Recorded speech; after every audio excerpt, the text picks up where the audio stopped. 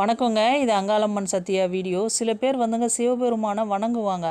ஆனால் அடுத்தவங்களுக்கு அட்வைஸ் பண்ணுறது எப்படின்னா சொல்லுவாங்கங்க, அவர் லிங்கத்தெல்லாம் வீட்டுக்குள்ளே வைக்கக்கூடாது, அவர் ஃபோட்டோவை வீட்டில் வச்சு வணங்கக்கூடாது, அவர் உருவத்தையும் வீட்டில் வச்சு வணங்கக்கூடாதுங்க, தொடச்சி விட்டுருவார், சோதனை கொடுப்பாரு, பயங்கர கஷ்டம் கொடுப்பாரு, அப்படி இப்படின்னு சொல்லி அடுத்தவங்களை வணங்க விடாமல் பயமுறுத்தி விடுவாங்க. நான் ஒரே ஒரு விஷயம் மட்டும் சொல்கிறேங்க, அதுக்கப்புறம் நீங்கள் அவரை வணங்கலாமா வேண்டாமான்றதை நீங்களே முடிவு பண்ணிக்கோங்க.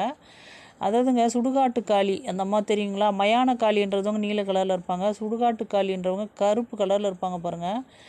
மனித மண்டபம்லாம் போட்டுக்கிட்டு அந்த அம்மாவை வீட்டில் வச்சு படத்தை வச்சு வணங்குவாங்க. எப்படின்னா யாருன்னு சொல்கிறேன் கேளுங்க.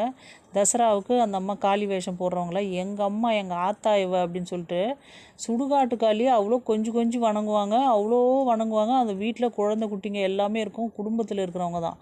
இத்தனைக்கும் அவங்க சாமியாரும் கோயில் வச்சுக்கிறவங்களும் கிடையாதுங்க. வீட்டில் இருக்கிறவங்க அந்த மாதிரி சுடுகாட்டு காளி படத்தை வச்சு சாமி ரூமில் வச்சு வணங்குறாங்கன்னா, அப்போ சிவபெருமானை வச்சு வணங்குறதுக்கு என்னங்க நம்மளுக்கு இருக்குது சொல்லுங்கள்? எந்த தெய்வத்தையுமே நம்ம அன்போடு நெருங்கும்போது அவங்களும் நம்மக்கிட்ட அன்போடு தான் வருவாங்க. நம்மளுக்கு எந்த கஷ்டமும்